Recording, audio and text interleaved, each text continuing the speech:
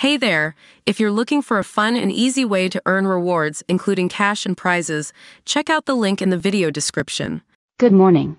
Joe Biden signed an executive order on Tuesday that will temporarily shut down the U.S.-Mexico border to asylum seekers attempting to cross between lawful ports of entry. Under the executive order, the administration would halt asylum requests at the border once the number of daily arrests has reached 2,500 between legal ports of entry, a regular occurrence, and reopen 2 weeks after that figure falls below a daily average of 1,500 for 7 consecutive days. The directive would exempt migrants who make appointments with border officials using the Customs and Border Protection app, a process that advocates say can take months. Biden said, "I'm moving past Republican obstruction and using the executive authority that's available to me as president to do what I can on my own to address the border. Doing nothing is not an option. We have to act." What was the reaction to the order by immigration advocates? The American Civil Liberties Union has already announced its intention to legally challenge the order. Similar policies enacted by Trump demonstrated that this order will fail to deter asylum seekers. Rather, it will only cause suffering and death, as legitimate refugees will be unable to access protection, emphasized Erica Pinheiro, the executive director of Al Otro Lado, a nonprofit group that helps asylum seekers at the border. What has the reaction been like globally?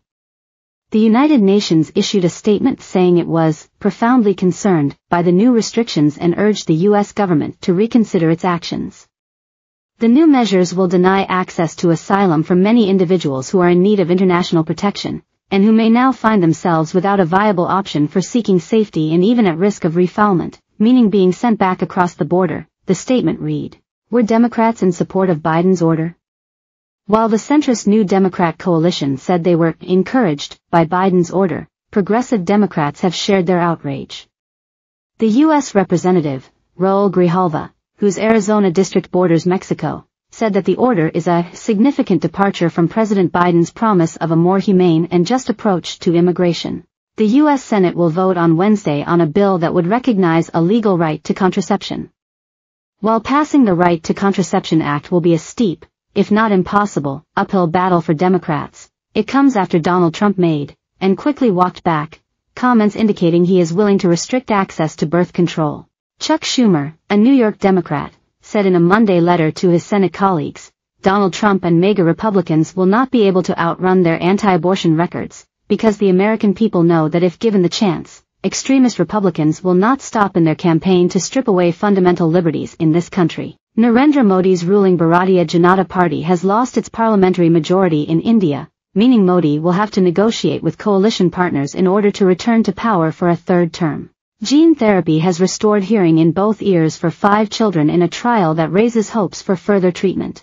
TikTok hackers have targeted several celebrities and brand accounts such as Paris Hilton and CNN in a cyber attack that took place through the app's direct messaging feature. In a new report, researchers at the Commonwealth Fund found that in 2022, 22.3 U.S. women per 100,000 died either during pregnancy or within a year of giving birth, a far higher rate than that of other peer wealthy nations like Norway and the UK. Black mothers in the U.S. died at a rate of 49.5 per 100,000, or roughly 2.5 times the rate of white mothers. In California, 163 trees have been downed between 2010 and 2019 by a new culprit, the bark beetle. Researchers suspect that the bark beetle outbreaks they've been seeing in forests throughout northern U.S., Canada and Europe have been spurred by the climate crisis, which will only get worse as more forests fall to climate change-driven disasters like drought and wildfire. You have these situations where beetles are way outside the norm, said Professor Diana Six, a forest entomologist at the University of Montana. Couple that with climate change altering the ability of these trees to regenerate, that's where I think we're going to see the biggest problems. Taiwan is the target of